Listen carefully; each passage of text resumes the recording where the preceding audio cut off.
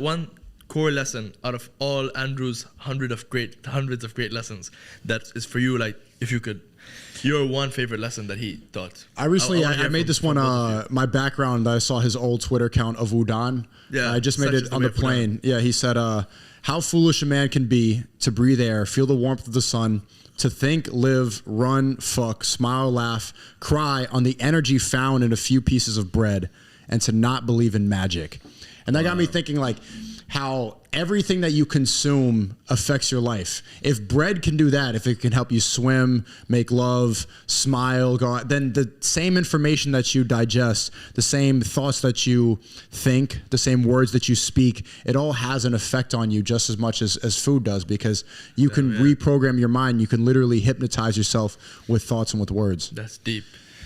What about you? I agree with Andrew on like 99% of things, man. But what's one thing he said that for you like really stuck out? I can say, like, for me, I think he was like sitting in the car and he's like, I enjoy the smallest things in life. He's like, when I'm sitting in the car and there's like a bit of sunshine, and then he goes on to say, a bad day is coming. Like, one day you're gonna wake up and you're gonna get a call that someone you love or someone you know of has got a terminal illness or has passed away, and that day is coming for all of us. It's coming for me, it's coming for you, it's coming for you, it's coming for you guys watching, and that's the sad truth. So if you know that fact, that day is coming, and today is not that day, then why don't you be happy today, you know? Yeah. That you're gonna have that day to feel sad coming up. Today, you're good, you're alive, people around you, the people you love are alive.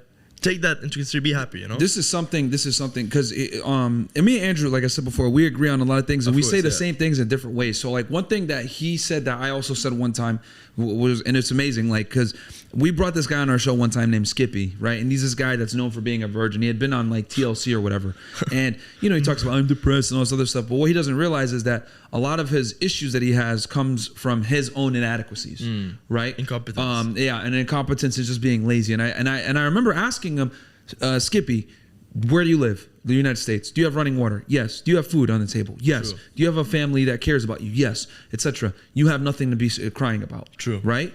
And Andrew did it on another interview where he said, instead of saying, I have to go to work today, say, I get to go to work today. Yeah, true. Instead of, hey, I have to go to the gym. I have to go to the gym. I get to go to the gym because I have two legs, etc. And I talk about that all the time. Like, people will sit there and complain about, I'm so tired, blah, blah, blah. But there's people that are in wheelchairs that are still going to the gym figuring it out. There's people right now that wish they could go to the gym and train every day. Meanwhile, your fat ass is sitting there complaining about it, saying, I'm not going to go. So the thing is that people, right, they complain about what they don't have versus being happy and blessed for what they do have.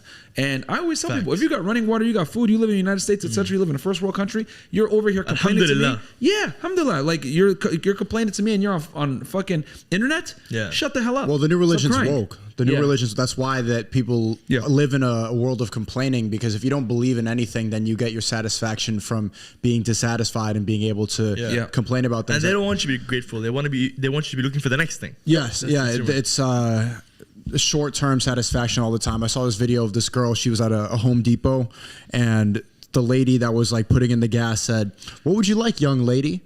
And she wanted a whole 2-minute rant. Guess what about? About being misgendered, because she was they, them. And she's like, but I'm not even, I can't believe that she would call me like a lady. But like, she had good intentions when she did it. And so I'm like, but I know she's happy, but I'm not sure what to feel. You know what you should feel? You should be thanking God that your life is so easy that this is even considered a problem. Yeah. The fact that you're even able to complain about this, you should be on your knees thanking God that you're alive right now to be so privileged. Someone in Syria just got an earthquake and someone called you a nice young lady and you're mad about it. Privilege, I say this on a podcast all the time. Privilege is invisible to those that have it. And the thing is in the first world, etc., people don't appreciate what they have, because a lot of people in the United States don't have passports. They've never been to a poor country. And the other thing too, and I thank my parents for this, right? Growing up in New York City in the 90s, right? When it was we didn't grow up rich. We grew up actually fairly poor. My dad was a cab driver, got hit multiple times by people, whether he got run over, robbed, etc. We were in Brooklyn. And back then in the 90s and the 80s, it was a very dangerous time to be in New York City. My mom didn't work, and my dad, one time I'll never forget, he got hit by a guy and got left there, and he had to wear a cast. Obviously, he didn't want to take welfare, so what he did was he just drove the cab with a cast, and my mom would go down 2 stories every single day, bring him upstairs, and he did this for months, right? And he didn't have insurance. And my dad always used to tell me growing up, if I was born in the United States, I'd be a somebody. If I was born here and I would go to college, et cetera, et cetera. So they instilled this appreciation in my mind of being in the United States, number one, and I have to become a somebody. There's no other way around it, right? So it made me immediately appreciate the benefits and privileges that I had because my parents always reminded me what it was like. And then I remember as a child, they brought me to Sudan one time, and then they also brought me to Egypt, and I saw how people were living out there. And that woke me up to realize, whoa, I need to stop being a crybaby. You have, yeah. You know, seeing all the people crying, seeing people begging for begging for food on the street, etc. It really brought things home. And I'll never forget, 2005, August of 2005. I came back to the United States. I kissed the floor when we got back, and I said, yo, I'm going to look at the world completely differently. I was 15 years old. I'll never forget that. But you need experiences like that sometimes to snap you back into reality, to realize you are privileged. You need to stop being a pussy, etc. Which is why when I see people crying or fat or, oh, I don't know where, blah, blah, blah, I'm like, yo, stop being a fucking pussy. Yeah. Like, yo, do you have running water? Yes. Do you have food? Yes. Do you have a family? Yes. Do you live in a first world country? Yes. Do you have the internet? Yes. You have no excuse to be a crybaby. Fact. What are you talking about? Yeah. There's people that don't even have hands, people that don't have feet. There's kids getting blown up in Syria, like you said before. And nobody, like people think, oh, I'm mad because there's no Wi-Fi in this area. And it's crazy to me how people are so soft.